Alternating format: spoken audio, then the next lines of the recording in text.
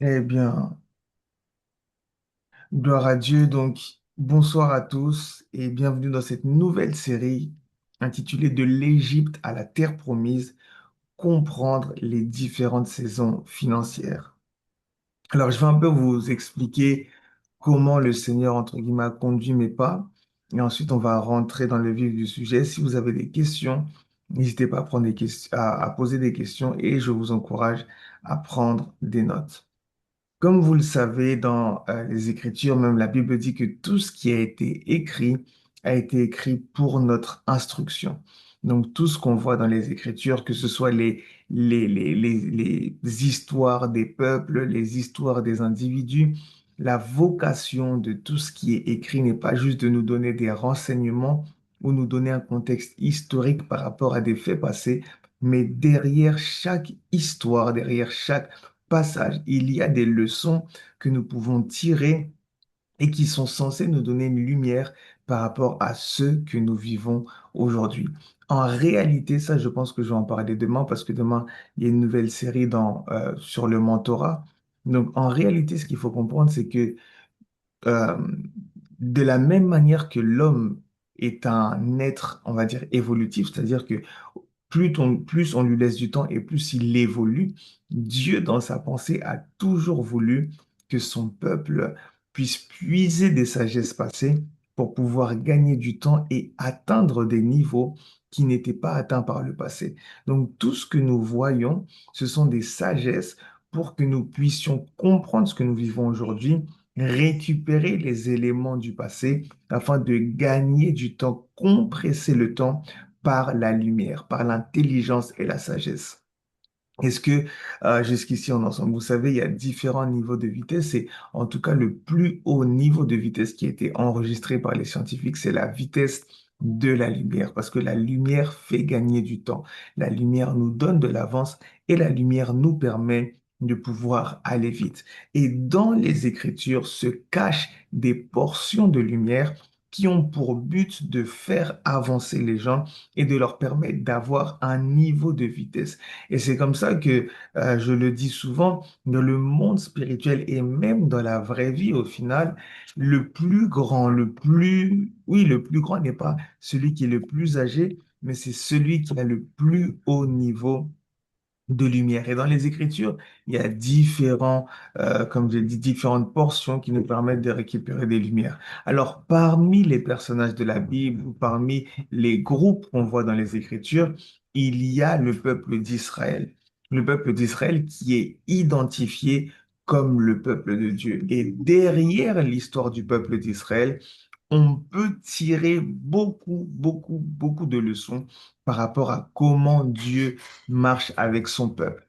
C'est vrai que l'alliance n'était pas la même, mais dans le rapport, dans la relation, Dieu avait choisi Israël. Aujourd'hui, il a choisi les nations. Aujourd'hui, nous sommes son peuple, mais la même manière qu'il avait des attentes ou la même manière qu'il fonctionnait avec son peuple, c'est également de cette manière-là qu'il veut marcher avec nous. Donc derrière la marche du peuple d'Israël ou derrière le fonctionnement du peuple d'Israël, il y a des vérités, il y a des principes que nous pouvons puiser pour nous, en tant que peuple de Dieu, pouvoir avancer en accord avec le mindset de Dieu, avec le système de pensée de Dieu. Est-ce que jusqu'ici, nous sommes ensemble? Vous me dites si je vais trop vite ou pas. Comme j'ai dit, je suis en train de mettre les bases, de mettre le contexte, et c'est important de faire ça. Dites-moi si c'est bon pour vous. Très bien, gloire à Dieu. Alors, donc, comme je disais, il y a le peuple d'Israël. Et le peuple d'Israël, on peut s'identifier à lui sous plusieurs prismes. On peut voir la dimension spirituelle du peuple d'Israël. On peut voir comment Dieu a délivré Israël. On peut voir comment Dieu a communiqué la loi. Donc, il y a beaucoup de choses. Et même lorsqu'on regarde l'Ancien Testament, le focus est vraiment sur le peuple d'Israël. Et parmi les facettes, on va dire, de ce peuple-là, il y a, c'est vrai, sa naissance, sa croissance, son établissement, etc.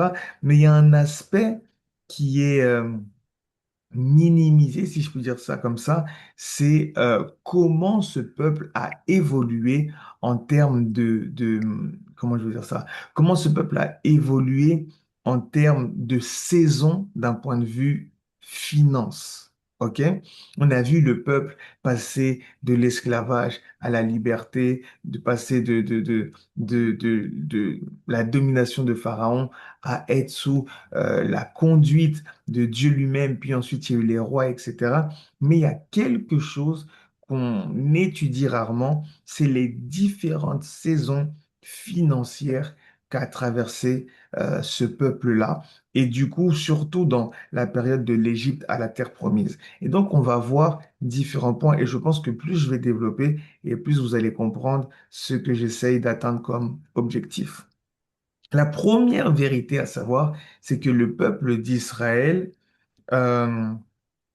peuple d'Israël est un peuple déjà qui est béni, c'est-à-dire qui a été, selon la pensée de Dieu, le peuple d'Israël est un peuple béni.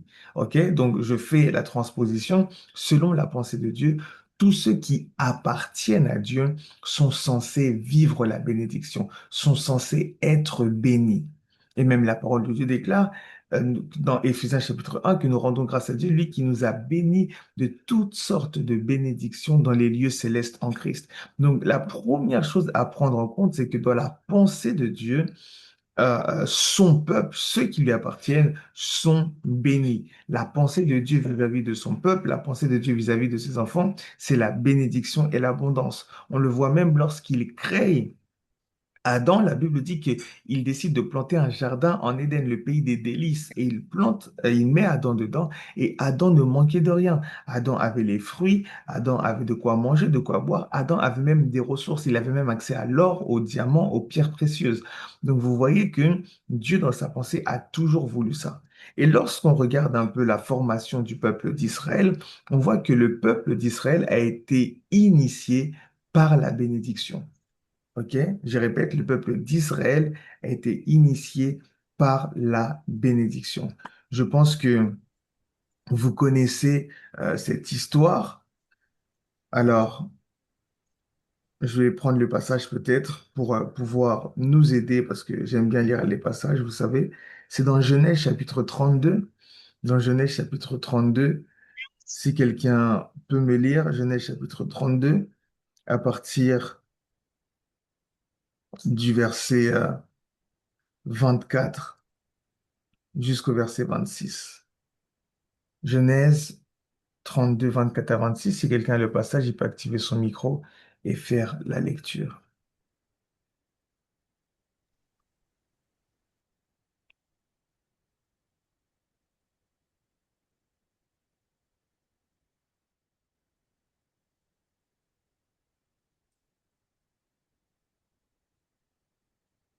Sinon, je lis si personne n'a je ne sais pas s'il y a quelqu'un qui lit, j'ai pas de son, mais en tout cas, Je lis la parole du Seigneur. très bien. Genèse 32, à partir du verset 24, c'est bien ça? Oui, jusqu'au verset 26. D'accord. Jacob demeura seul. Alors un homme lutta avec lui jusqu'au lever de l'aurore.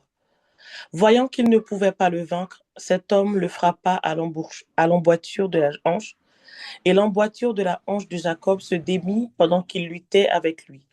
Verset 26, il dit, laisse-moi aller, car l'aurore se lève. Et Jacob répondit, je ne te laisserai point aller, que tu ne m'aies béni. Yes, bah, tu peux même lire les versets 27 et 28, comme ça, on aura la... D'accord. Verset 27, il lui dit, quel est ton nom? Et il répondit, Jacob. Il dit encore, ton nom ne sera plus Jacob, mais tu seras appelé Israël, car tu as lutté avec Dieu et avec des hommes, et tu as été vainqueur. Très bien, parole du Seigneur. Donc ici, on voit le contexte. Il y a tellement de choses à dire et je vous ai déjà parlé de ça. Donc Jacob vit sa vie, mais ce qu'il faut savoir, c'est que lorsque la mère de Jacob était enceinte, Dieu avait dit à Rebecca que dans ton ventre, il y a des nations. Donc, c'est quelle version? Je crois que c'est la version 8 secondes qu'elle a lue, si je ne me trompe pas, hein. Oui, c'est bien ça. Ok, ouais. Donc, Jacob était une nation, mais Jacob n'avait pas déverrouillé ou n'était pas rentré dans ce dans quoi il était appelé.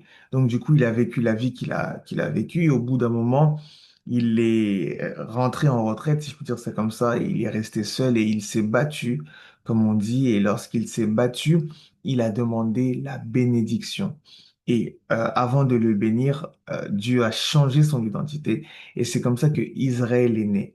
Israël est né dans le contexte d'une bénédiction. Donc, imaginez déjà la pensée de Dieu par rapport à cette nation. Ensuite, Dieu, selon ce qu'il avait promis à Abraham, va faire alliance avec cette nation. Mais euh, pour aller rapidement dans la thématique de l'Égypte à la terre promise, donc cette nation a pour vocation à être bénie, cette nation est bénie, mais vous allez voir que cette nation va finir par aller en Égypte. OK? Parce que c'est là où on va dire commencent les différentes saisons financières qu'on va aborder. Ce que j'ai présenté, le fait de l'abondance de la bénédiction, c'est notre position en Christ. Aujourd'hui, en Christ, nous sommes bénis. Aujourd'hui, en Christ, nous sommes dans l'abondance. Maintenant, il faut les évidences, il faut la réalité de ces choses d'un point de vue tangible, si je peux dire ça comme ça. Et on va commencer par l'Égypte parce que l'Égypte, c'est aussi rattaché on va dire, une vie qu'on avait avant Christ ou une vie qu'on peut avoir même en étant en Christ. Alors, Israël est né, mais Israël se développe à la base dans son espace. Israël grandit, etc. Mais Israël n'est pas encore une nation, si je puis dire, à part entière. Israël est d'abord une famille. C'est Jacob qui a ses 12 enfants qui constituent en fait les 12 tribus. Donc Jacob et ses enfants constituent une famille qui va devenir finalement une nation. Mais on voit que cette nation va se retrouver en Égypte. Comment ils se sont retrouvés en Égypte? Par un exploit ou par une percée ou même par la manifestation d'une parole que Dieu avait donnée à Joseph. Ok, donc Joseph euh, est placé en Égypte. Je pense que vous connaissez l'histoire. Il interprète le songe de Pharaon. En plus d'interpréter le songe de Pharaon, il a la sagesse et l'intelligence pour donner des directives. Parce que ce qu'il faut savoir, je le répète, ce qui a fait en sorte que Joseph puisse s'asseoir à son poste de Premier ministre, ce n'est pas l'interprétation du songe, non, c'est la sagesse et l'intelligence par rapport à ce que le songe voulait dire. Est-ce que quelqu'un me suit? Il y a, parce qu'on est dans éco-business, il y a certains trônes, il y a certaines positions qui demandent un niveau de sagesse et d'intelligence en plus de la spiritualité. C'est-à-dire que si Joseph avait juste interprété les songes, il allait peut-être être greffé au rang des mages, au rang de ceux qui interprétaient déjà les songes, au rang des magiciens de l'époque. Mais le fait que Joseph ait ajouté une intelligence, une science, une sagesse par rapport à ce qui avait été interprété, ça lui a permis d'être positionné et d'être assis. Est-ce que quelqu'un me suit? Ce qui permet à une personne de s'asseoir et d'être établie, ce n'est pas juste la dimension spirituelle, mais c'est la capacité à retranscrire la dimension spirituelle avec intelligence, sagesse et apporter des solutions concrètes par rapport à son environnement. C'est comme ça qu'il est établi. Et quand il est établi, la Bible dit que finalement, vous savez, dans le songe que Pharaon avait vu, il avait vu qu'il y avait 7 années de vaches grasses et 7 années de vaches maigres. Donc les 7 années de vaches grasses représentaient 7 années d'abondance et les sept vaches maigres représentaient 7 années de famine. Donc les 7 années d'abondance sont passées. Eux, ils ont eu à économiser selon la sagesse de Joseph. Mais après cela, il y a eu 7 années de sécheresse intense. Et la sécheresse intense n'a pas juste touché l'Égypte, mais a touché tous les pays aux alentours. Malheureusement, il n'y a que l'Égypte qui s'était préparée parce qu'il y avait l'intelligence et la sagesse de Joseph.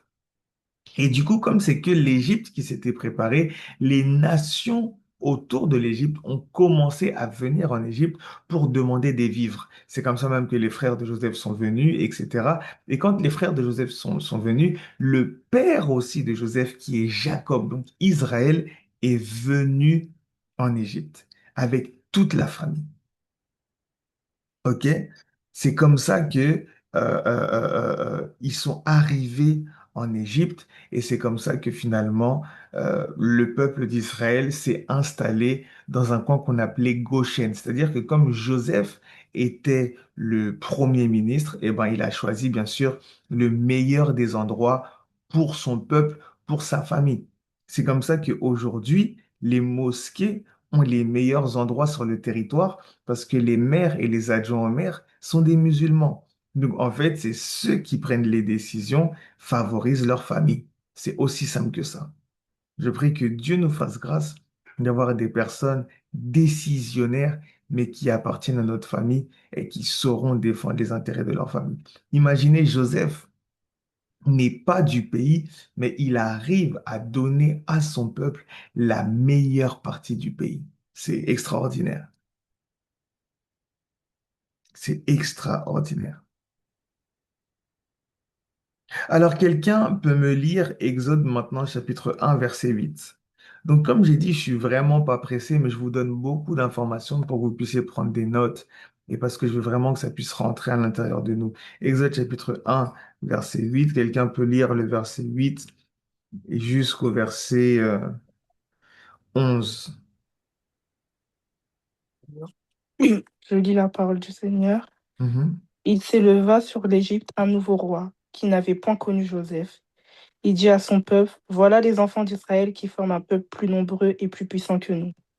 Allons, montrons-nous habiles à son égard, empêchant qu'il ne s'accroisse et qu'il survit une guerre.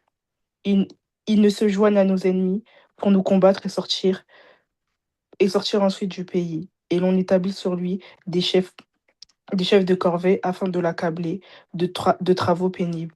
C'est ainsi qu'il bâtit les villes de Pithom et de Ramsès pour servir les magasins à Pharaon, pour servir deux magasins à Pharaon. Parole du Seigneur.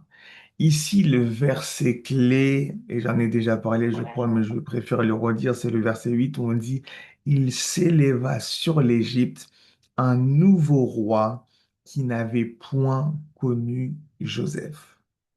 C'est comme ça qu'a commencé l'esclavage. L'esclavage a commencé parce qu'il y a eu une génération qui n'a point connu Joseph. Ici, Joseph, c'est pas juste un prénom. Ici, Joseph, c'est pas juste une personne. Ici, Joseph, c'est un office. C'est une position. C'est un système qui regroupe, comme j'ai dit tout à l'heure, spiritualité, mais aussi sagesse et intelligence. Oui, il y aurait une rediffusion par la grâce de Dieu. Donc ici, quand on dit qu'il y a eu sur l'Égypte un nouveau roi qui n'avait pas connu Joseph, on est en train de dire que une génération s'est levée où il n'y avait pas de personne qui était spirituellement positionnée, mais qui avait également la sagesse, l'intelligence et également une position stratégique dans les décisions du territoire. L'absence de ces choses a emmené le peuple de Dieu dans l'esclavage, lui qui est appelé à l'abondance. N'oubliez pas, ce peuple est appelé à l'abondance, mais ce peuple s'est retrouvé dans l'esclavage parce qu'il n'y avait pas de Joseph. Et je vous dis la vérité, ce que le Seigneur me faisait comprendre, c'est qu'il y a plusieurs personnes aujourd'hui qui sont en Christ, donc qui doivent vivre l'abondance, mais qui vivent la situation de l'Égypte. Pourquoi? Parce qu'il y a une absence de Joseph, soit eux-mêmes ou soit dans leur environnement. Ça peut être un mentor ou quelqu'un qui va justement les aider à ne pas vivre une situation qui est semblable au peuple d'Israël qui a vécu, que le peuple d'Israël a vécu en Égypte. Tu peux être programmé pour l'abondance financière, tu peux être programmé pour la bénédiction, tu peux être béni, mais te retrouver dans une position où tu es esclave. Pourquoi? Parce qu'il n'y a pas de Joseph. Et comme j'ai dit, Joseph, c'est pas une personne, Joseph, c'est une stature, c'est un office spirituel. Et j'ai compris, je continue à comprendre qu'il y a beaucoup de personnes, nous sommes tous appelés à l'abondance, mais il y a beaucoup de personnes qui ne vivent pas certaines choses parce qu'il n'y a pas de Joseph. Il n'y a pas de Joseph, il n'y a pas une portion de Joseph en eux, ou il n'y a pas de Joseph dans leur environnement pour les aider à ne pas vivre certaines choses. Quand on parle de Joseph, on parle d'une dimension spirituelle. on parle d'une dimension d'intégrité, on parle d'une compréhension des temps, on parle d'une intelligence et d'une sagesse. Parce que les amis, les temps de crise sur la terre arrivent pour tout le monde. Ça arrive pour les bons et pour les méchants. Les temps de crise touchent tout le monde. C'est comme ça que la crise qu'il y a eu en Égypte a touché toute la terre. Ceux qui étaient préparés ont dominé, mais ceux qui n'étaient pas préparés ont subi et se sont retrouvés dans une position d'esclavage. Quand on regarde bien, on voit que le Covid a eu ce même effet-là. C'est-à-dire que le Covid a permis à plusieurs de pouvoir atteindre une stature financière, mais également a impacté plusieurs de manière négative. Et les Joseph ont su peut-être se positionner, rebondir et avancer. Et des crises, il y en a, soit à échelle mondiale, soit à échelle régionale, soit à échelle familiale, mais les crises sont des opportunités pour les Joseph de pouvoir manifester un niveau de sagesse et pouvoir maintenant prendre le dessus sur la gestion des ressources. Donc ici, on dit qu'il y a une génération qui n'a pas connu Joseph et du coup, le roi s'est retourné contre le peuple, qui eux, ils avaient la meilleure position, ils étaient à Goshen, et on a dit, et l'on établit sur lui des chefs de corvée. Donc ici, il y a quelque chose d'intéressant, c'est que, alors, regardez ce qu'on va dire. Regardez, c'est très intéressant. Je vais aller peut-être un peu plus doucement pour qu'on comprenne bien. La Bible dit, il s'éleva sur l'Égypte. Est-ce qu'on peut redéfinir Joseph? Donc Joseph, c'est un système spirituel, on va dire. C'est un office qui comprend la dimension spirituelle, donc presque prophétique, je dirais, l'intelligence, la sagesse, l'intelligence des temps, la sagesse et un positionnement stratégique. Donc regardez ce qui se passe. La Bible dit, il dit à son peuple, voilà les enfants d'Israël qui forment un peuple plus nombreux et plus puissant que nous. C'est le constat du Pharaon. Pharaon constate que le peuple est plus nombreux et le peuple est plus puissant. Quand on dit plus puissant, c'est pas juste plus puissant avec des armes, parce que le peuple d'Israël n'avait pas d'armes, mais plus puissant, c'est plus influent.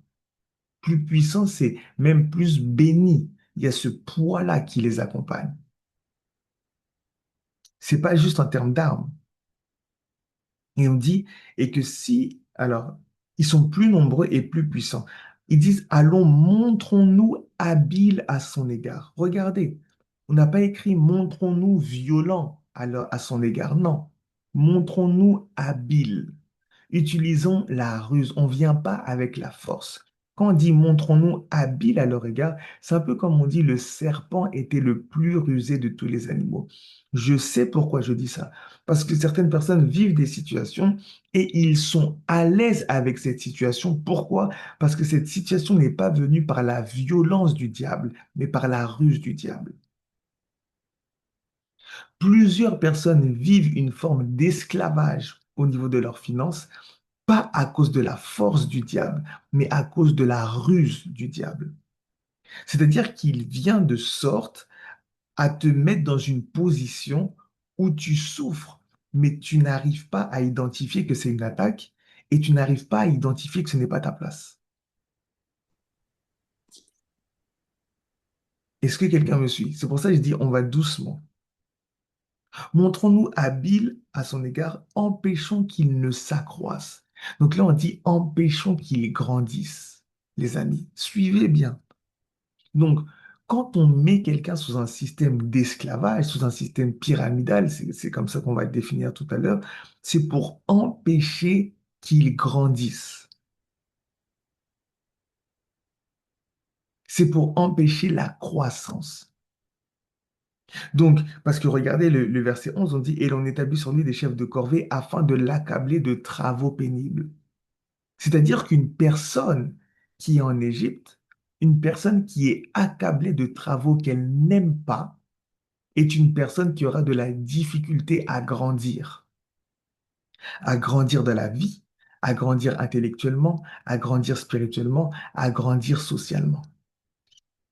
Et vous savez quoi? Le système de l'Égypte, c'est ce qu'on appelle aujourd'hui le métro boulot dodo.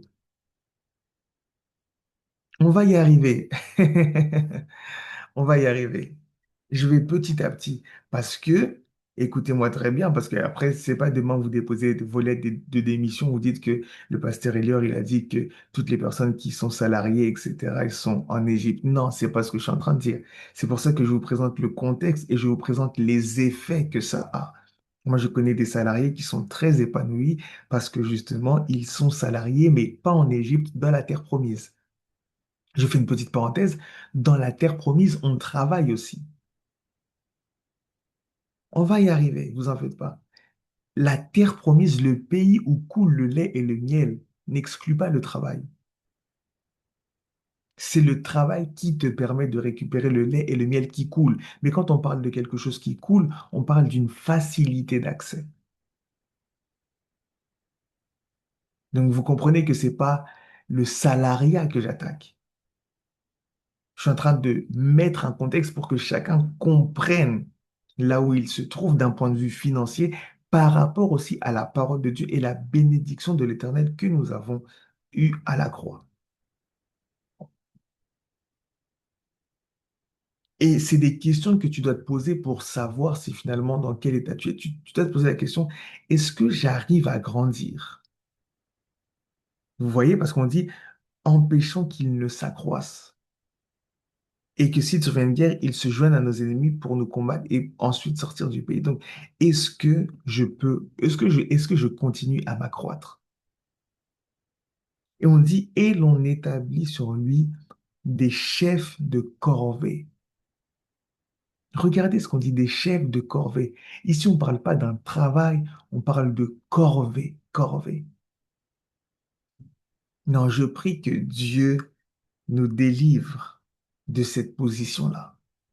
Pourtant, Israël est béni, mais Israël se retrouve à avoir des chefs de corvée. Regardez le terme pour montrer, en fait, l'impact de la chose. S'il vous plaît, les amis, comprenez bien mes mots. Je ne suis pas contre le salariat. Je ne suis pas même contre ce qu'on appelle les petits boulots. Il y a des personnes des fois, on doit avoir des petits boulots pour construire, bâtir, développer une vision, etc. Je ne suis pas contre le process, mais ici, je présente des symptômes. Pas juste aujourd'hui, ton chef t'a énervé et ce soir, je fais le zoom, tu dis, voilà, c'est exactement ça dont j'avais besoin. Non, nous sommes dans une étude et une réflexion profonde pour nous permettre de mieux nous comprendre et de tirer des sagesses de la parole de Dieu. Est-ce que jusqu'ici, on est ensemble?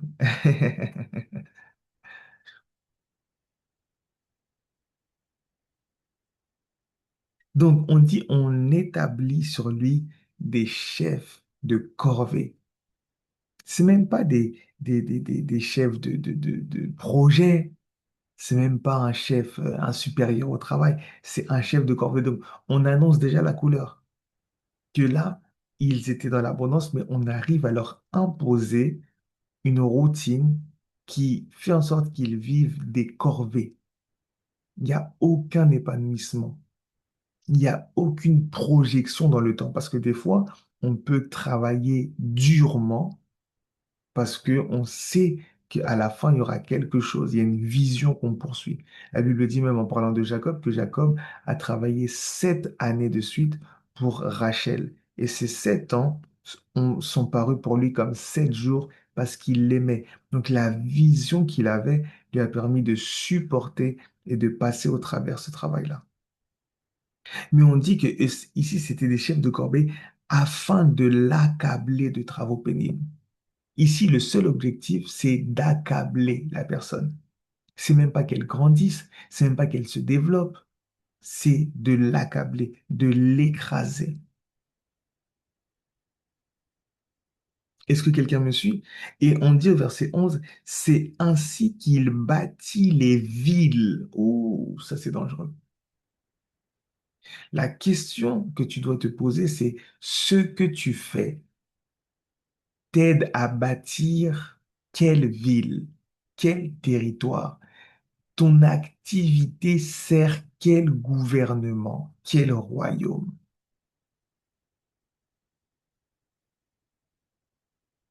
Est-ce qu'on est là ce soir?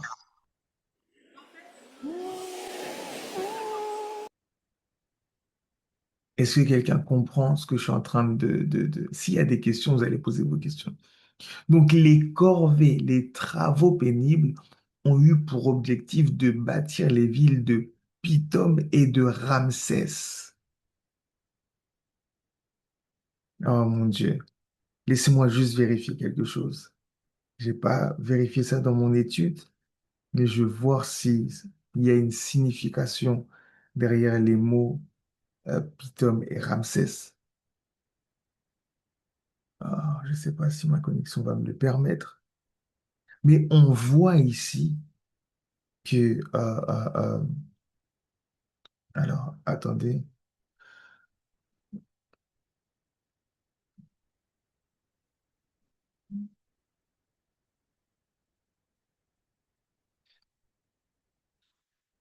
Ah, Saint-Esprit. Est-ce que jusqu'ici on est ensemble?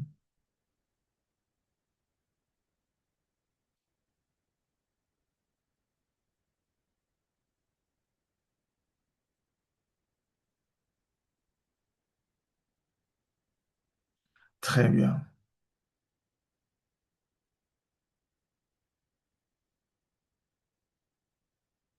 Ok. Donc, la ville de Pithom, ok, la ville de Pithom, en égyptien en tout cas, ça veut dire la maison d'Atoum, ok? Et Atoum, c'est une divinité égyptienne. Donc, le travail qu'ils étaient en train de faire a bâti une demeure pour une divinité. Et bien sûr, Ramsès, on parle de la ville de Ramsès. Bon, c'était déjà aussi la représentation du pharaon, mais c'est le fils de Ra, le dieu soleil. Donc, ici, on voit que ça sert les intérêts d'une divinité et ça sert les intérêts également d'un individu. Est-ce que jusqu'ici, on est ensemble? Donc, pour revenir à ce que j'étais en train de dire, on est dans une situation où oui, tu es censé être béni, oui, tu es à Goshen. Est-ce que vous savez que le pharaon ne les a pas délogés de Goshen? Non, ils ont continué à vivre à Goshen, mais ils avaient des travaux pénibles, ils étaient accablés et ils vivaient toutes sortes de réalités d'esclaves. Mais pourtant, ils étaient toujours à Goshen et pourtant, il y avait toujours la bénédiction de l'Éternel sur eux sous forme de substance. Ils ont bâti également des pyramides.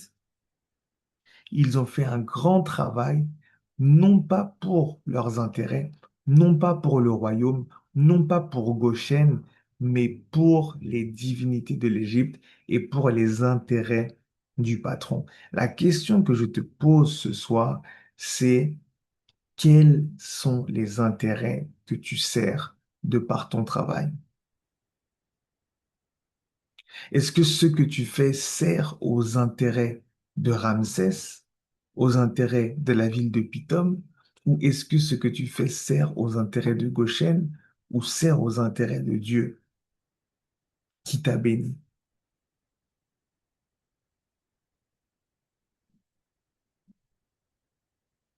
Les versets 13 et 14, je lis, on dit, alors les Égyptiens réduisirent les enfants d'Israël à une dure servitude.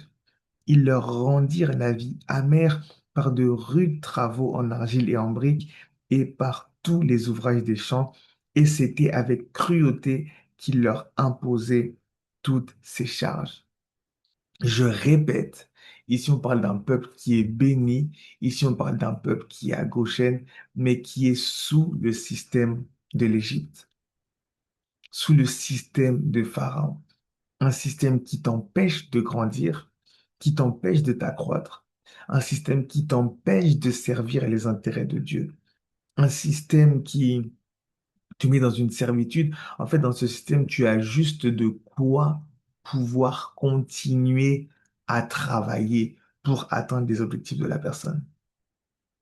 Est-ce que quelqu'un me suit? Tu as juste de quoi manger et encore de quoi manger, mais juste pour toi et pour les personnes qui doivent travailler avec toi, si je peux dire ça comme ça, tu as de quoi te loger parce que tu es à Goshen et C'est tout. Tu n'as pas de quoi grandir, tu n'as pas de quoi construire, tu n'as pas de quoi t'épanouir.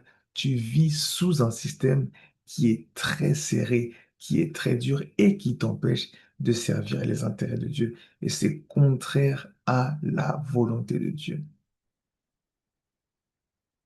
Alors, les amis, ce système-là, je l'appelle ce système égyptien, pharaonique, c'est un système qui est dangereux parce que ce système, il est imposé par Pharaon, ok?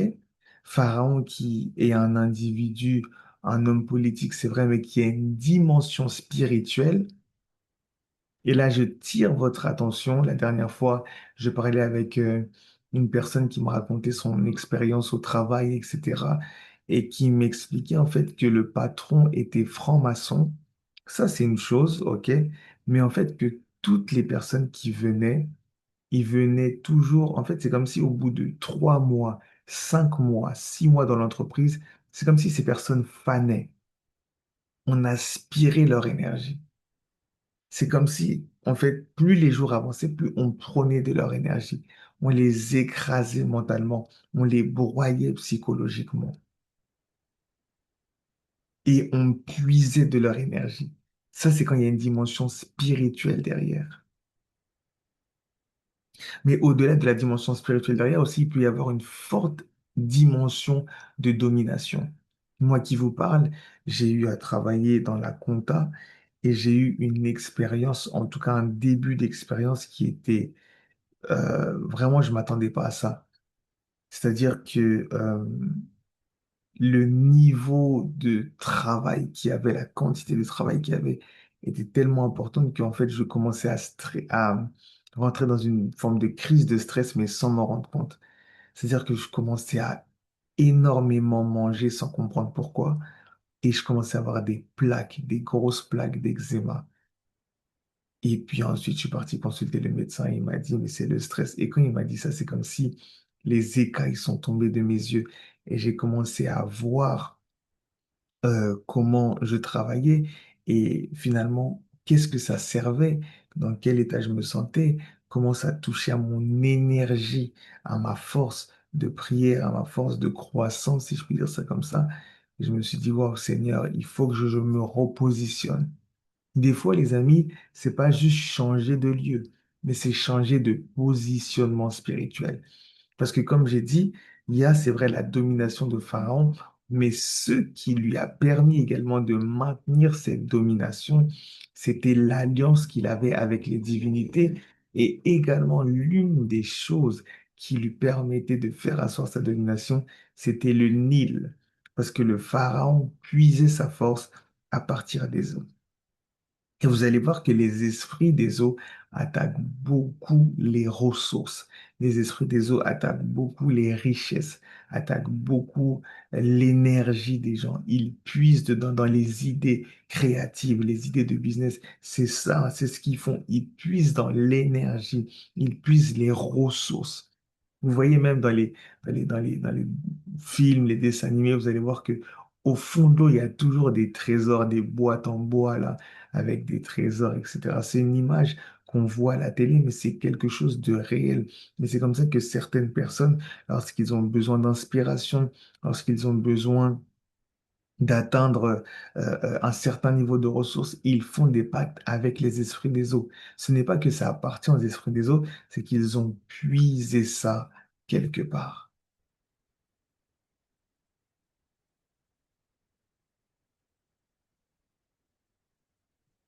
Est-ce que jusqu'ici quelqu'un me suit? Mais ça a commencé avec l'absence de Joseph.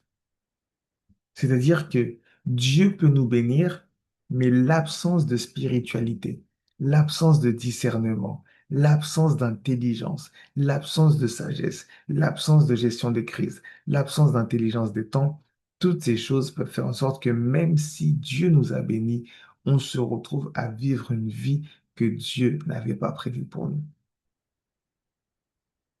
Je prie que ce soir, Dieu nous aide à discerner. Je prie que Dieu ouvre nos yeux. Je prie que Dieu illumine les yeux de notre cœur. Et je prie que Dieu nous fasse grâce d'avoir cette onction qui est reposée sur Joseph, qu'il puisse nous permettre d'entrer dans cet office-là.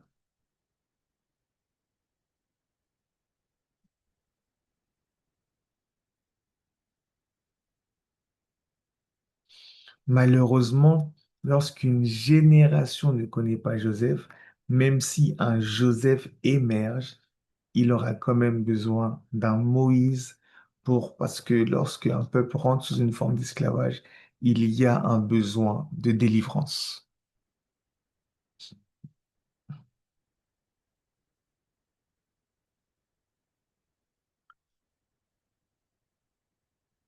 Donc c'est très important. Je ne dis pas que, comme j'ai dit, c'est pas forcément un changement de travail, mais c'est un changement de position spirituelle.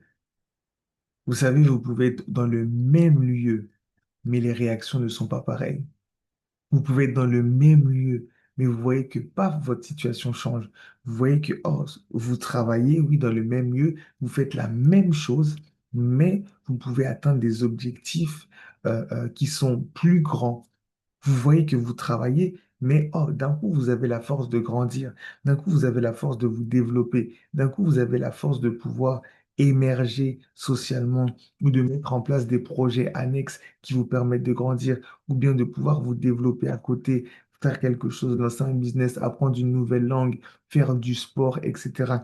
Vous sentez que vous êtes dans le même endroit, mais que l'atmosphère a changé. Pourquoi? Parce que vous avez quitté l'Égypte. Et on quitte l'Égypte par la délivrance. Quand je parle de la délivrance, c'est pas forcément de passer par la délivrance, un pasteur prie pour toi, non. Mais ce que je veux dire, c'est qu'il faut qu'il y ait quelque chose qui se passe dans le monde spirituel. Dans le monde spirituel.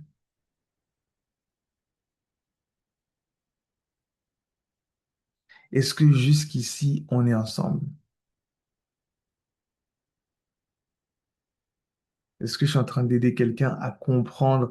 Donc, je vais vraiment étape par étape. Comme j'ai dit, là, je suis pas pressé. Je suis là pour communiquer, pour que chacun puisse mieux comprendre ce qu'il vit ou pas, ou peut-être aider les autres.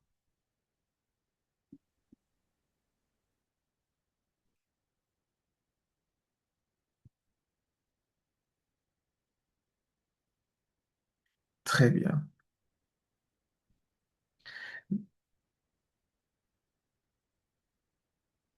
Est-ce que parmi ceux qui sont là, la majorité qui sont là, ce sont des salariés ou bien est-ce qu'il y a des étudiants, des entrepreneurs?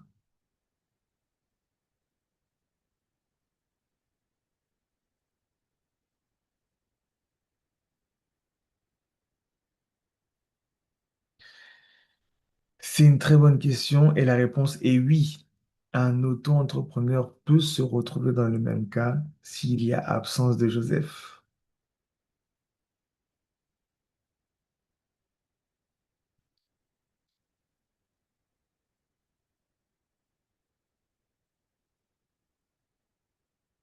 Yes, on va prier pour ça, pour l'alternance. Wow.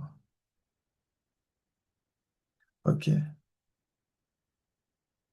Bien sûr, tu peux être auto-entrepreneur et te retrouver dans ce système parce que dans tous les cas, nous sommes dans des pays et chaque pays a son système.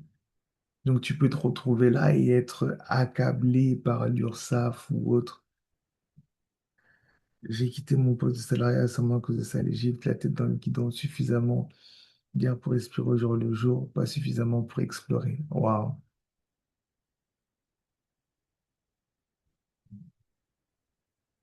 Étudiant tes recherches d'alternance. Ok, très bien. Et vous allez voir que même pour l'Égypte, quand le peuple d'Israël était en Égypte, eh ben, l'objectif, c'était d'empêcher qu'il s'accroisse même numériquement, c'est-à-dire que le taux même de natalité avait baissé. Le taux de natalité avait baissé, c'est-à-dire que ça peut même impacter sur la famille.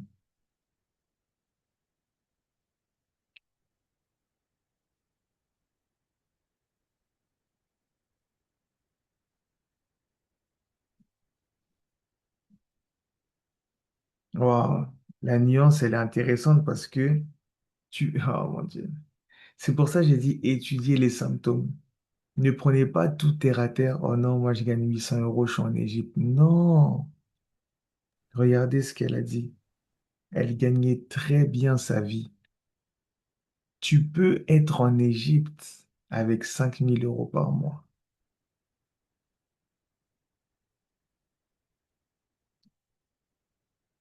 Parce que tu es dans un système. Il n'y a pas de Joseph pour... Il n'y a pas eu un Joseph pour te donner la sagesse ou autre. Et par exemple, tu t'es mis sous un joug. Et même si tu gagnes 5 000, tu sens que tu souffres. Tu n'arrives même pas. En fait, tout ce que tu fais, c'est pour le système.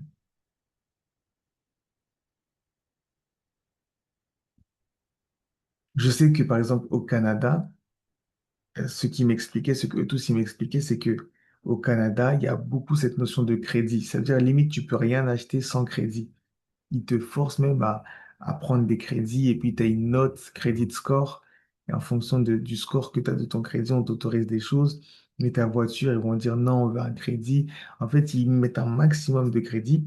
Et après, quand je discutais avec eux, ils m'expliquaient, mais finalement, ça peut devenir, en fait, c'est un système. Parce que peu importe ce qu'on gagne, on est prisonnier des crédits. Et si un jour on veut arrêter de travailler, eh ben, on ne peut pas. Ou si un jour on veut lancer un projet, on ne peut pas. Et les gens au Canada, ils gagnent des sous. Mais c'est juste qu'ils sont prisonniers. Et des fois, ils enchaînent un boulot, deux boulots. C'est ça, aux USA, waouh. C'est ça en fait, parce qu'ils regardent le crédit score, ta capacité de remboursement, etc. Et donc ils enchaînent un boulot, deux boulots. Ils ont beaucoup d'argent, mais ils n'ont plus le temps pour aller à l'église.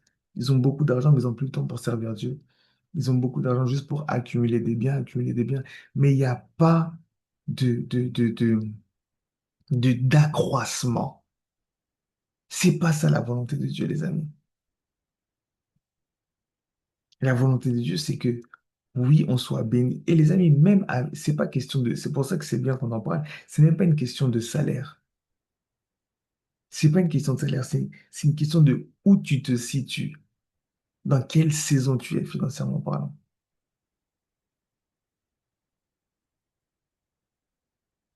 Et je prie que Dieu nous donne la sagesse, qu'avec ce qu'on a, qu'on puisse continuer à croître et qu'on fasse fructifier ce qu'on a, qu'on puisse multiplier ce qu'on a.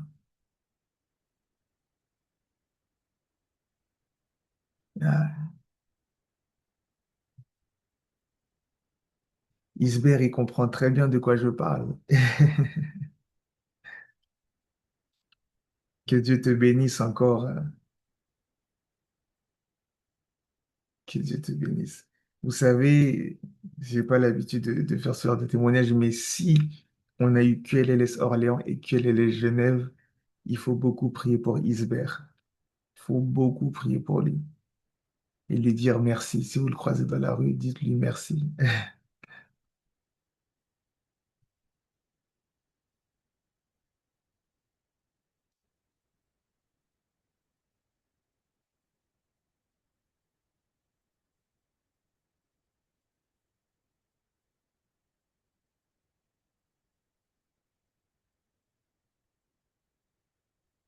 En parlant du système, est-ce qu'un chrétien peut travailler dans une entreprise comme une brasserie qui produit plusieurs boissons, mais l'alcool principalement?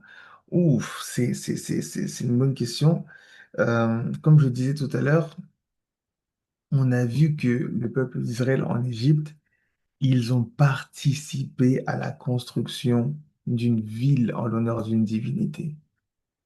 Et je trouve que c'est délicat pour un enfant de Dieu de participer à la croissance de quelque chose qui favorise des inclinaisons spirituelles qui sont contre le royaume de Dieu, même des inclinaisons morales.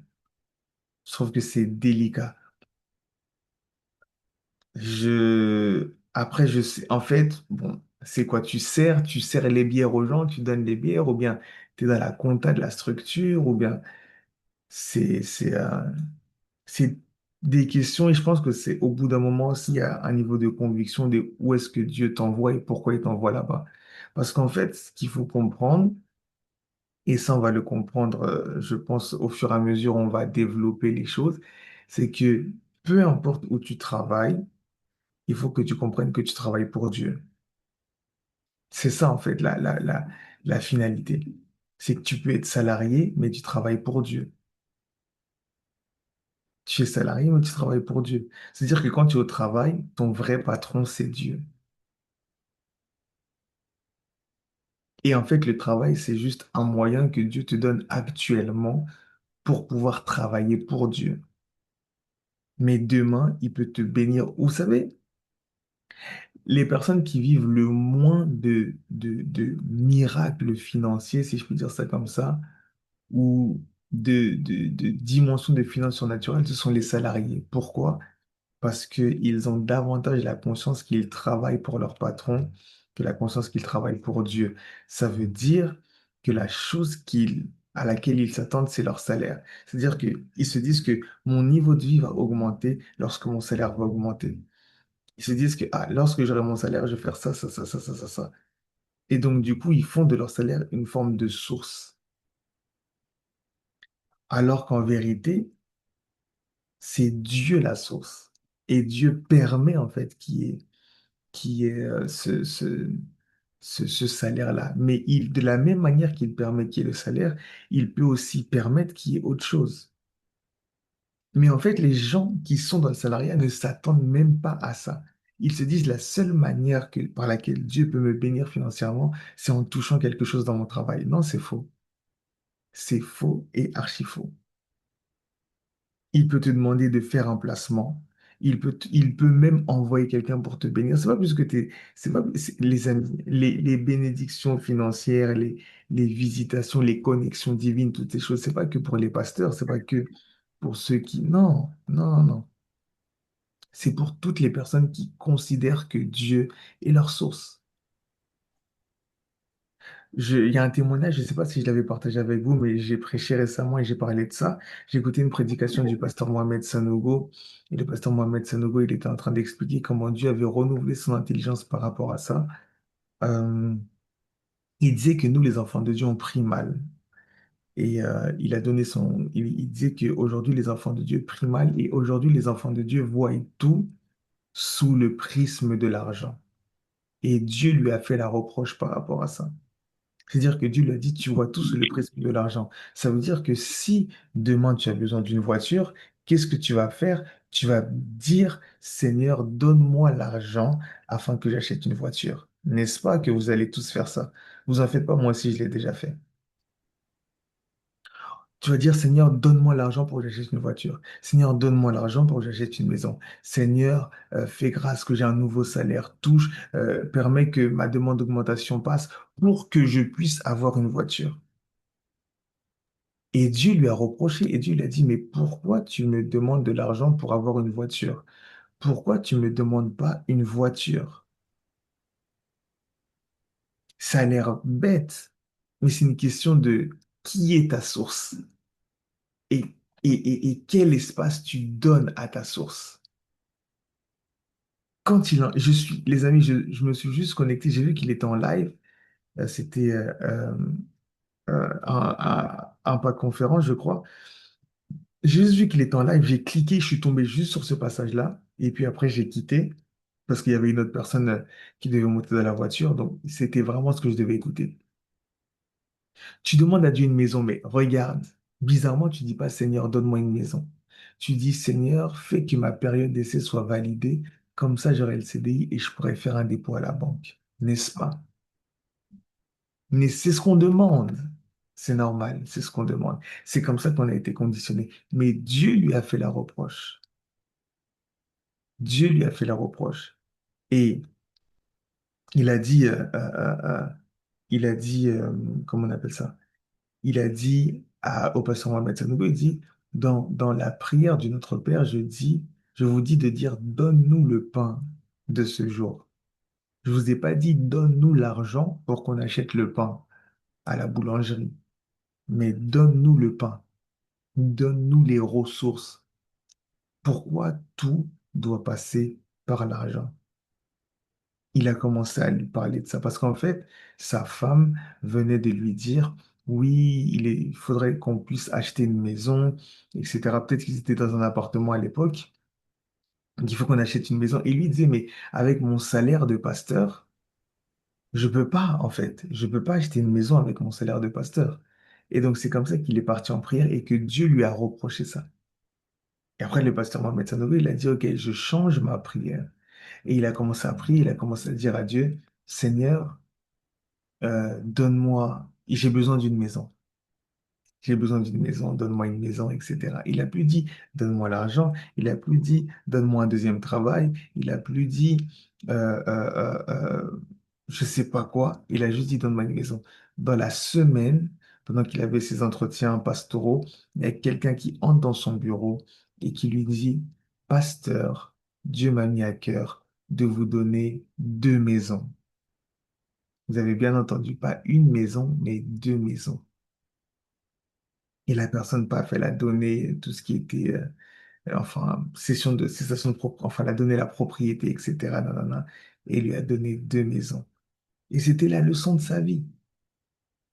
Et c'est là où il a compris que Dieu est ma source. C'est pas mon salaire ma source. C'est pas mon patron ma source. C'est pas l'Égypte ma source. Et c'est comme ça, on va voir ça, c'est l'un des grands combats que, que le peuple d'Israël a eu dans la traversée du désert. Parce que dans la traversée du désert, à chaque fois qu'il y avait un manque, ils avaient juste une seule envie, c'était de retourner en Égypte. Et alors qu'ils oubliaient que Dieu faisait sortir l'eau du rocher, ils ont oublié comment on appelle ça? Que Dieu envoyait la manne, que Dieu envoyait la caille, qu'ils ont mangé, ils ont bu, Dieu a pris soin d'eux, mais eux, dès qu'il y avait un problème, leur seule envie, c'était de retourner en Égypte. Ils disaient, là-bas au moins on pouvait manger, là-bas au moins il y avait une forme de sécurité, on avait une source sûre. Ah bon? Donc Dieu n'est pas une source sûre. Waouh! Et donc, vous voyez un peu les différentes saisons financières par lesquelles on peut passer. Et même moi, ça m'a challengé. Et j'ai commencé à prier à Dieu. J'ai dit, j'ai arrêté de dire à Dieu, Seigneur, donne-moi l'argent pour la salle du dojo de Paris. J'ai juste dit, Seigneur, donne-moi la salle. Je ne sais pas comment tu vas faire. Je ne sais pas si c'est eux qui doivent me la donner ou si tu vas faire venir un corbeau qui va toquer à la fenêtre de chez moi ou si tu vas me dire fais tel placement et le lendemain le placement il explose. Bref, je ne sais pas, mais donne-moi la salle. Parce qu'avant j'étais là, Seigneur, la salle, elle coûte 36 000 euros, nanana, donne-moi l'argent pour payer la salle. Les gens, le propriétaire me demande l'argent et tout, et tout, et tout. Et vous savez quoi? Je vous partage rapidement un petit témoignage parce qu'on est dans Eco-Business. À la base, la compte qu'il fallait pour bloquer la salle que vous voyez là, Arena du Dojo, la salle de 2300 personnes. La salle au total coûte 36 000 euros. OK? Ne vous en faites pas, n'ayez pas peur des chiffres, ce sont juste des chiffres. Il fallait un acompte de 30%. Donc, allez, j'arrondis, mais en tout cas, ce que lui, il avait demandé, c'était 10 000 euros d'acompte. OK? 10 000 euros d'acompte. Donc, je me dis, oh là là, comment je vais trouver 10 000 euros d'acompte? Et n'oubliez pas que mon studio vient d'être saccagé. Donc, des pertes en milliers d'euros, j'ai perdu mon matériel, bref, des contrats, des trucs. Je perds tout ça. Mais il faut 10 000 euros pour bloquer la salle, sinon là, on ne bloque pas la salle et il n'y a pas d'événement. Mais pourtant, cette salle-là, je sais au fond de moi que Dieu me l'a donnée. Comment on fait? Quand j'écoute le témoignage, je dis plus à Dieu, Seigneur, donne-moi 10 000 euros. Je dis à Dieu, Seigneur, donne-moi le dojo. Alors, il m'appelle. Il me dit, oui, Elior, comment ça va, tout ça, nanana. Écoute, là, j'ai un autre client qui veut se positionner sur la même date que toi. Il faut que tu puisses te positionner rapidement, sinon ça va être compliqué. Je dis, ok, ok, il n'y a pas de souci, ça, ok. Je dis à Dieu, donne-moi le dojo. Il me rappelle, il me dit, bon, ça va, j'ai pu prendre le client, je l'ai déplacé sur une autre date. J'ai dit, gloire à Dieu. Il me dit, ouais, mais il faut quand même que tu m'envoies quelque chose parce qu'il faut valider le contrat. Il me rappelle quelques jours après. Il me dit, écoute, là, par contre, il y a un événement, mais c'est un événement sportif. Et en fait, les gens, si je réponds pas rapidement, ils vont aller voir mon supérieur, celui qui gère l'Institut du judo. Et là, je pourrais rien faire.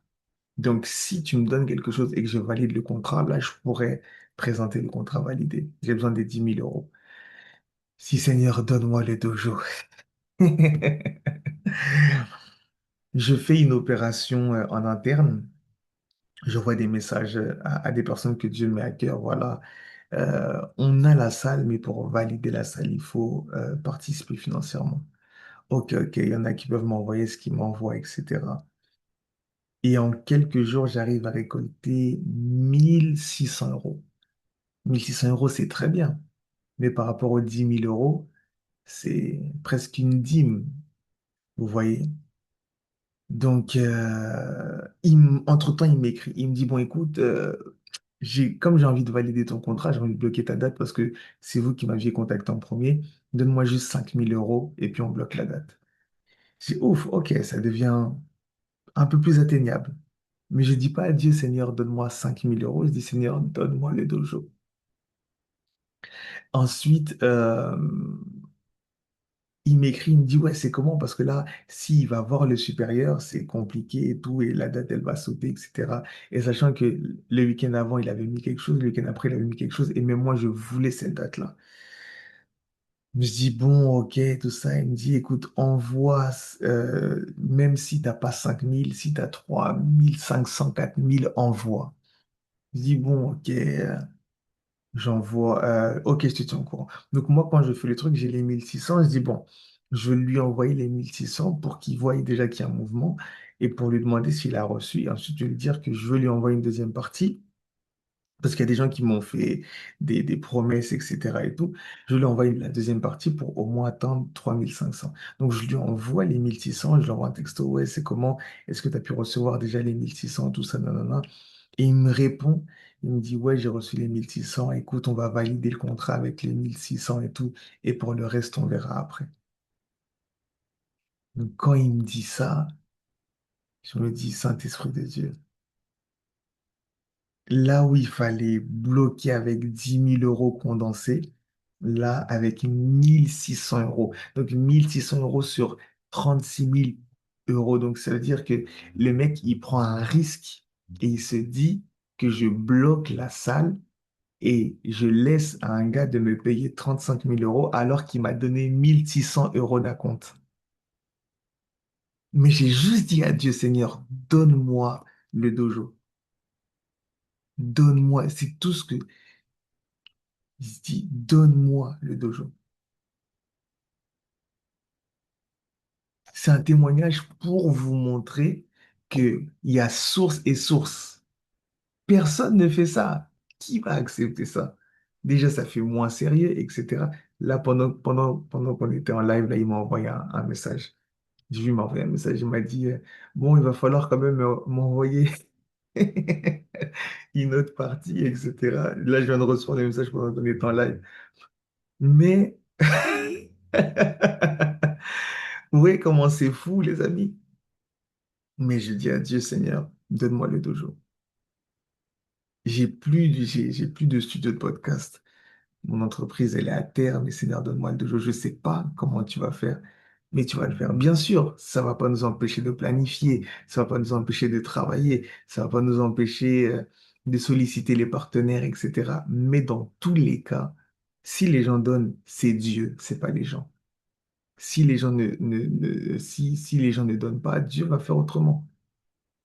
Et vous savez, pour quelqu'un qui fait le ministère comme moi, Dieu me donne souvent des leçons comme ça. Souvent.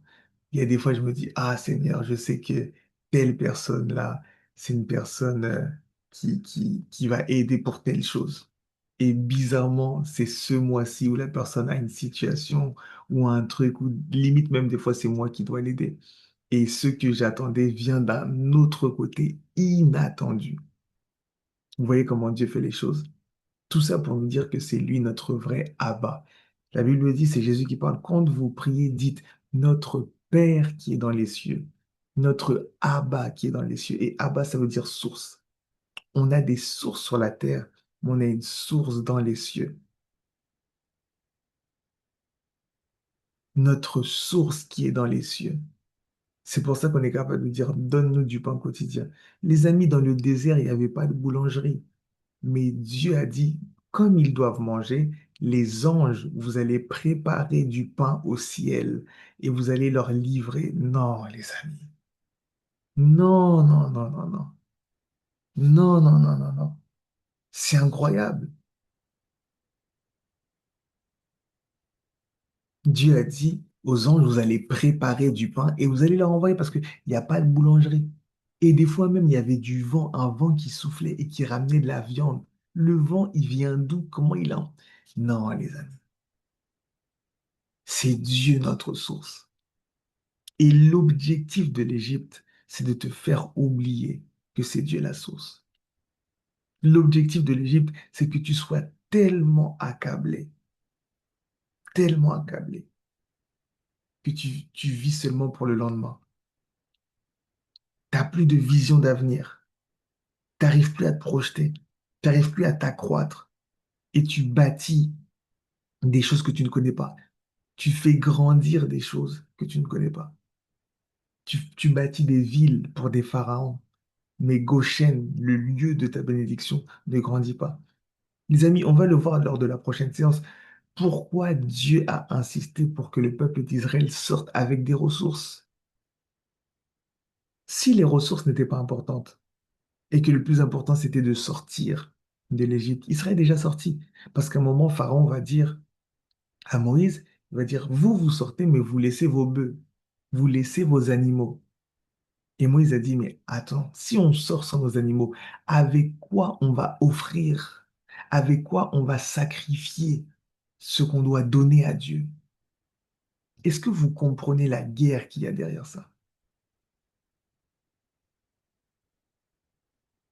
Les amis, l'un des signes de liberté financière, c'est vrai, il y a l'épanouissement personnel et des gens qui sont autour de nous. Il y a la capacité à donner, à faire du bien aux gens, mais aussi la capacité à faire avancer l'œuvre de Dieu. Quand Dieu fait sortir les gens, le peuple d'Israël de l'Égypte, avec de l'or, avec des diamants, des choses comme ça, c'est parce qu'il a déjà en vue la construction du tabernacle. Il a déjà en vue la construction de l'arche de l'Alliance. L'arche de l'Alliance était en or, tout en or. Il y a des matières nobles, il y a beaucoup de choses. Donc il sait que je dois les faire sortir de l'Égypte pour les emmener dans une dimension où ils ont assez de ressources pour bâtir ce qui va habiter ma présence.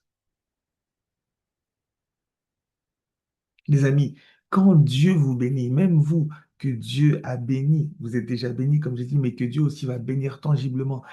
Quand Dieu vous met des ressources, les amis, n'oubliez pas que c'est votre source et de chercher à vous positionner par rapport à son œuvre. C'est votre plus grande bénédiction. Et c'est comme ça aussi que Dieu va vous multiplier et ça montre que vous avez quitté l'Égypte. C'est une preuve en fait que vous avez quitté l'Égypte.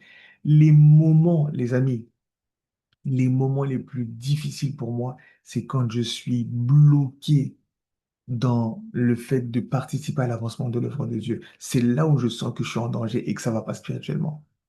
Même si je suis, je sais pas, mon compte, ça va pas, etc. Tant que je peux participer à l'avancement de l'œuvre de Dieu, c'est que ça va. C'est comme ça que moi, je l'interprète.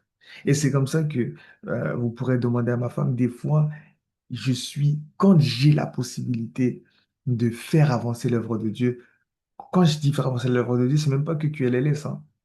Les amis, c'est pas que QLLS, c'est d'autres œuvres qui font avancer l'œuvre de Dieu, des œuvres comme Koinonia, des œuvres comme Alléluia Challenge, bref, des choses qui bénissent les nations. C'est ma joie. Je dis merci Seigneur parce que j'ai de quoi participer à ton agenda.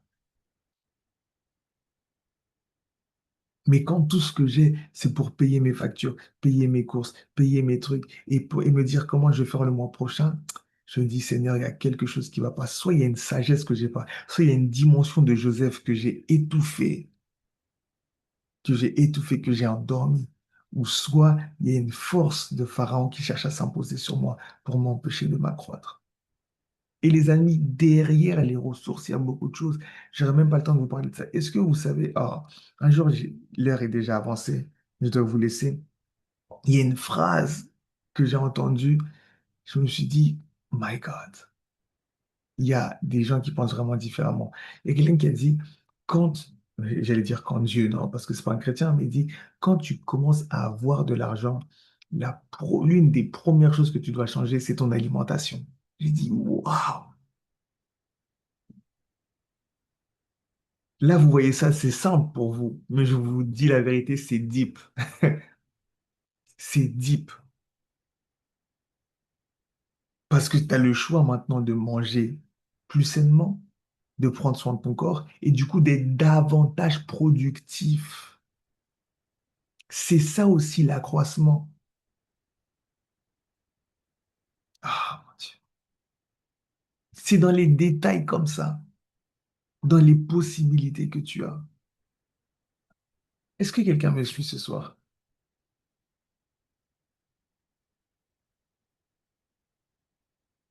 C'est comme ça que vous allez voir, il y a des gens des entrepreneurs, peut-être qui ne sont pas mariés ou autres, qui vont payer des cuisiniers, des cuisinières pour être optimal.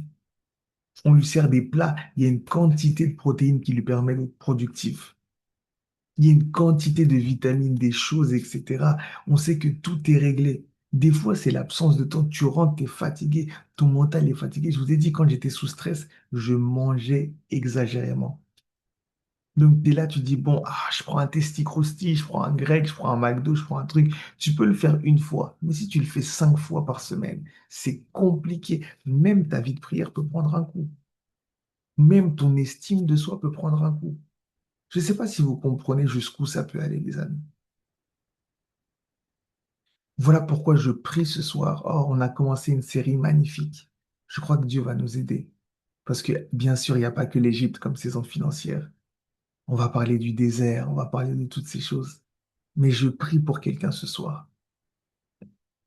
Je prie qu'en écoutant ce message, tu aies soif de Dieu, que tu aies soif de sa sagesse, que tu aies soif de l'intelligence comme Joseph, que tu aies soif de la dimension spirituelle, que tu aies soif de servir son agenda et que tu refixes tes yeux sur Jésus. Il y en a plusieurs qui doivent refixer leurs yeux sur Jésus. Est-ce que quelqu'un peut écrire, je refixe mes yeux sur Jésus? Je refixe mes yeux sur la source. Je refixe mes yeux sur Jésus. On a besoin de refaire confiance à Jésus. Il est très fidèle. Les témoignages que je vous ai donnés, c'est juste pour vous montrer la fidélité de Dieu et je le fais avec transparence pour que vous puissiez aussi vous identifier à mon parcours et se dire qu'en fait, on vit tous les mêmes défis, on passe tous par les mêmes choses.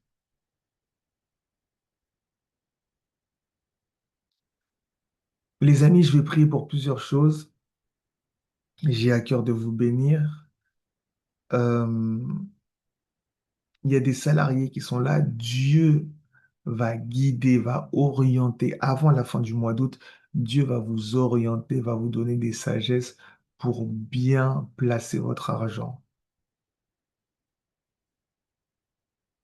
Pour bien placer votre argent. Il va vous dire, telle partie peut-être tu vas épargner, ou il va vous exposer à des possibilités de placement qui sont bien sûr safe, mais faites-lui confiance. Je dis avant la fin du mois d'août, c'est le signe que tu vas recevoir.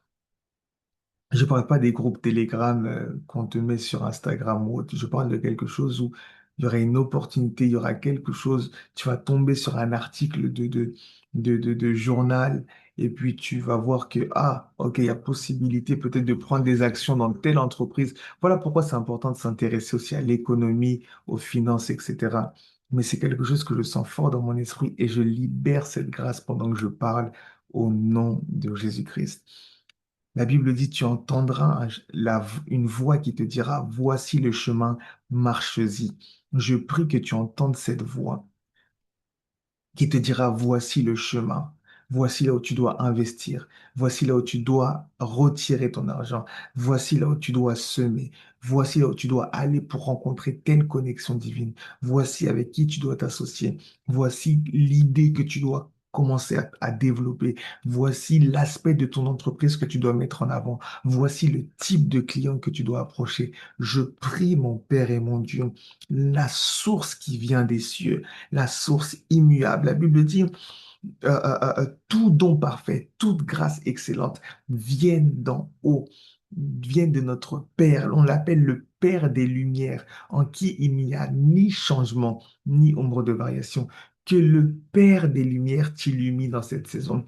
Que le Père des Lumières réveille la grâce qui était sur Joseph ou te communique la grâce qui était sur Joseph afin de comprendre la saison dans laquelle tu es et bien gérer les choses, qu'il puisse te faire discerner les saisons, qu'il puisse te faire discerner les cycles au nom de Jésus-Christ. Et je prie que le Père des Lumières puisse éclairer le chemin, mettre en avant le chemin que tu dois suivre afin de pouvoir vivre en accord avec sa volonté et afin de pouvoir faire avancer son œuvre. Et je prie que le Dieu de gloire puisse étendre sa main afin de te faire sortir de tout système pharaonique. Oh mon Dieu, pendant que je parle, j'ai à cœur de prier pour toute fatigue chronique, les fatigues chroniques, les lourdeurs qui sont anormales. Oh, pendant que je parle, Dieu est en train d'étendre sa main afin d'enlever le poids. Je vois des fardeaux, des poids, mais la Bible dit, c'est Jésus qui parle, venez à moi, vous tous qui êtes fatigués et chargés, et je vous donnerai du repos. Jésus aime ce genre de cas. Jésus sait gérer les fatigues. La fatigue que tu as, emmène-la vers Jésus. Je prie que le Dieu de grâce enlève le poids. Il y en a, vous n'avez même plus la force de prier parce que vous vivez au jour le jour. Vous rentrez du travail même s'il est 19h30. Je dis bien 19h30 parce qu'il y a une personne, quand elle arrive, elle rentre chez elle, il est 19h30 ou 19h34. Cette zone-là, quand elle arrive chez elle, il est 19h, entre 19h30 et 19h40. Elle est fatiguée. Elle a à peine la force de manger et puis de dormir. Je prie que Dieu te donne la force et que Dieu te sorte de ce système-là. Je ne dis pas que ce sera forcément un changement de poste, mais je dis que ce sera un changement de posture spirituelle. Tu seras au travail, mais avec une perspective d'avenir. Tu seras au travail, mais avec joie parce que tu sais que tu as quitté l'Égypte, tu appartiens à un autre calendrier et ce que tu fais participe à un agenda plus glorieux. Je prie pour cela au nom de Jésus-Christ. Je prie que Dieu te donne de quoi être stable, de quoi être épanoui, de quoi faire du bien aux gens. La Bible dit que nous sommes appelés à donner. La Bible dit, tu n'emprunteras pas, mais tu prêteras à beaucoup de nations. Je prie que ce soit notre partage. Les amis, il est temps de vivre la Bible dans tous les domaines de nos vies. Je prie que la main de Dieu puisse rentrer en jeu, s'il faut qu'elle puisse combattre et qu'elle juge les esprits, qu'elle juge les divinités, qu'elle le fasse au nom de Jésus-Christ. Alors, pendant que je parle, il y a beaucoup de réalités que je vois. Il y a des gens, vous êtes là, il y a une personne de la famille qui est riche, mais tous les autres membres n'arrivent pas à s'en sortir. Sans vous en rendre compte, vous êtes en train de participer et de d'alimenter son hôtel qu'il a mis en place pour sa richesse mais qui draine, vous, votre énergie. Je prie que la main de Dieu fasse sortir quelqu'un. Parakaya. Je prie que la main de Dieu fasse sortir quelqu'un. Les amis, c'est très sérieux ce que je suis en train de dire. Vous allez voir, il y a des familles où il y a une personne dans la famille, dans la lignée, un grand-père, un arrière-grand-père, un oncle, un grand-oncle, une tante, qui a été très riche, mais bizarrement, la richesse n'a pas été communiquée de manière générationnelle. Et deuxièmement, toutes les autres personnes maintenant sont pauvres, n'arrivent pas à s'en sortir. Tout ce qu'ils font, ils tournent en rond, mais ils ne savent pas qu'ils alimentent un hôtel. Que la main de Dieu brise ce système spirituel et que la main de Dieu te fasse sortir. Oh mon Dieu. Les amis, recevez ces paroles avec foi et au nom de Jésus-Christ parce que ce que je suis en train de dire est en train de déclencher des mouvements spirituels. Il y en a, vous allez dormir la nuit, vous allez voir des choses surnaturelles, vous allez voir des directives, certains vont voir des délivrances, certaines personnes vont voir comment est-ce que leur force est utilisée. Il y en a même des gens, quand vous vous réveillez, vous êtes épuisés. Il y en a, vous êtes épuisés, vous avez des courbatures. Vous transpirez comme si vous avez travaillé la nuit. Mon Dieu, mon roi, je prie que la main de Dieu, Parakine Faradia Lava Amprato Kepelia, que la main du Tout-Puissant, que la main d'El Shaddai puisse être étendue ce soir et puisse délivrer plusieurs de toute forme de travaux pénibles qui se fait de jour comme de nuit. Là où un responsable, un supérieur, était utilisé comme un chef de corvée contre toi, qu'il soit démis de ses fonctions dans le spirituel et qu'il soit maintenant un canal de bénédiction. Là où le peuple d'Égypte était au début un canal de frustration, c'est eux finalement qui ont donné l'or, les ressources. Je prie qu'il y ait un changement dans les pensées des personnes qui sont tes supérieurs, des personnes qui sont décisionnaires. Et je prie que toute force spirituelle qui cherchait à te faire travailler de jour comme de nuit soit dépouillée de sa force au nom de Jésus-Christ. Que la main de l'Éternel te fasse sortir par force de toute forme d'autel. Il y en a même, ça se passe par des maladies chroniques. Au moment où tu commences à avoir une stabilité, paf, il y a une maladie. Je brise ce cycle au nom de Jésus-Christ. Marakaya Fanaya. Marakiana. Que Dieu compte sur toi pour faire avancer son agenda.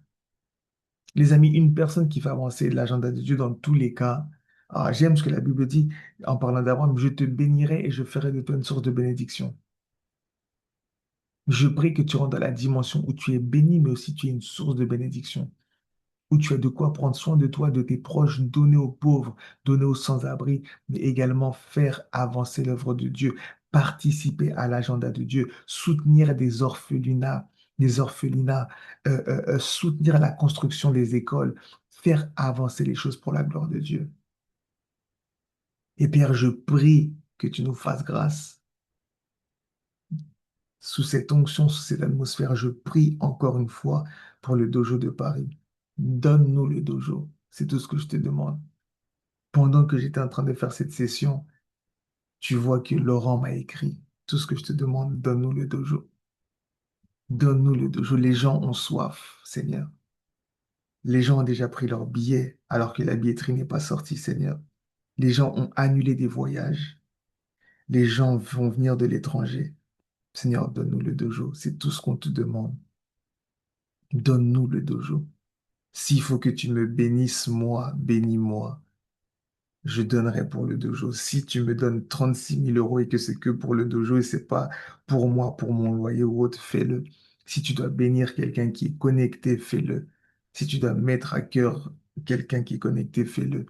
Si tu dois bénir des gens, peu importe là où ils sont dans le monde, en Amérique, en Asie, en Afrique, fais-le. Tu sais, s'il faut que ça vienne du ciel, fais-le. Je ne sais pas comment, mais donne-nous le dojo, Père. Je prie pour chaque personne, pourvois tous nos besoins selon ta richesse et ta gloire. Donne-nous notre pain quotidien et donne-nous d'avoir les yeux fixés sur toi. Au nom de Jésus-Christ. Et ensemble, nous disons Amen.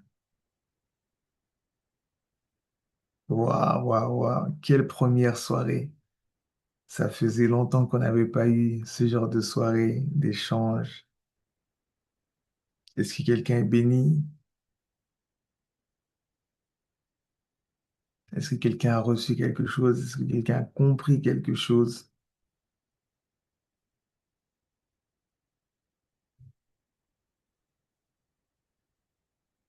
Waouh!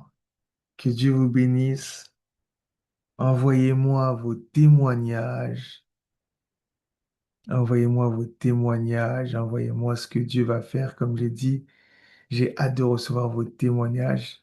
Les amis, il y a tellement de témoignages. Aujourd'hui même, j'étais en train de recevoir un témoignage. J'étais au Congo, comme vous le savez.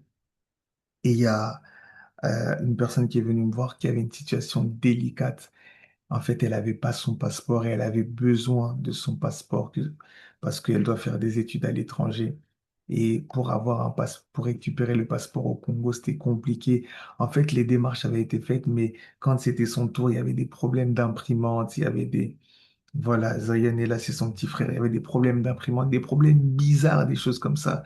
Il est venu vers moi. Je lui ai dit, passe-moi ton passeport. Je me suis assis, j'ai commencé à prier. J'ai déclaré des choses, je lui ai rendu le passeport et aujourd'hui, il m'a envoyé un message pour dire, ça y est, le passeport est débloqué, etc., etc. Donc, par la grâce de Dieu, normalement, il pourra aller étudier à l'étranger et tout. Vous avez récupéré ça hier. Oh, gloire à Dieu. Gloire à Dieu. Donc, n'oubliez pas d'envoyer les témoignages parce que Dieu fait des grandes choses.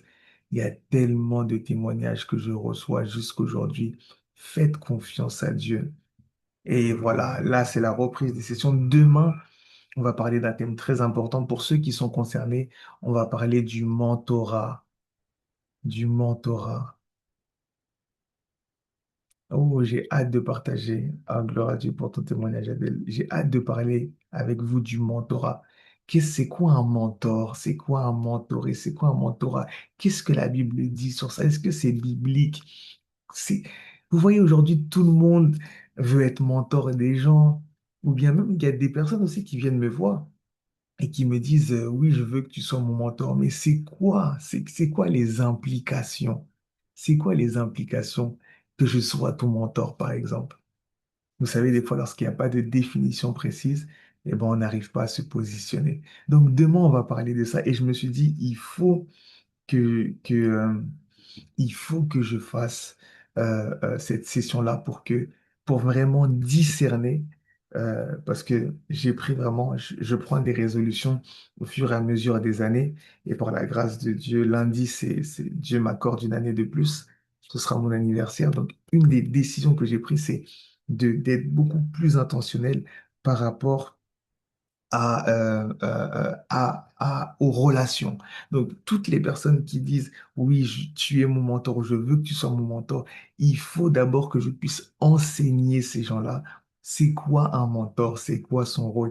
Qu'est-ce qu'il fait? C'est quoi les différents types de mentors? La différence entre un mentor et un père? Ce qu'un mentor peut te donner, ce qu'un mentor ne peut pas te donner, ce qu'un père peut te donner. Je dois expliquer toutes ces choses pour bien savoir comment je vais marcher avec les personnes avec qui j'ai cette relation de mentorat. Donc, c'est une session d'enseignement qui va être très importante. Et voilà, donc, nous continuons à prier pour QLLS, continuons à prier pour le dojo. Donc, les billets, normalement, la billetterie devait sortir aujourd'hui, mais sur les réseaux sociaux, il y a tellement d'engouement par rapport à mes précédents posts que je laisse encore les posts travailler. Mais normalement, la billetterie sortira de manière officielle le mardi 25 août. Donc le lundi 24 août, c'est mon anniversaire. Je laisse passer ça et puis comme cadeau, j'ouvre la billetterie et comme ça, les gens pourront prendre des billets.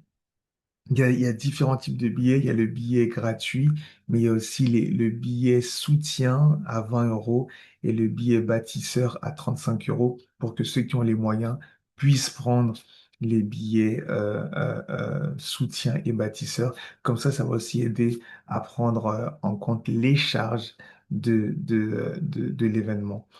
Donc voilà un peu les différentes actualités. C'était un plaisir pour moi d'échanger avec vous sur cette thématique. On va continuer à travailler. Demain, on part sur le mentorat. On va faire une autre série avec Academia sur la vie de prière de Jésus. Quand j'étais au Congo, ouf, j'ai beaucoup d'histoires à vous raconter. Vous en faites pas, on va les raconter au fur et à mesure. Mais quand j'étais au Congo, j'étais avec ce qu'on appelle la garnison des prophètes. Les amis, il y a une ville qui s'appelle Kolwezi au Congo. On l'appelle la terre des prophètes. J'en ai entendu des témoignages.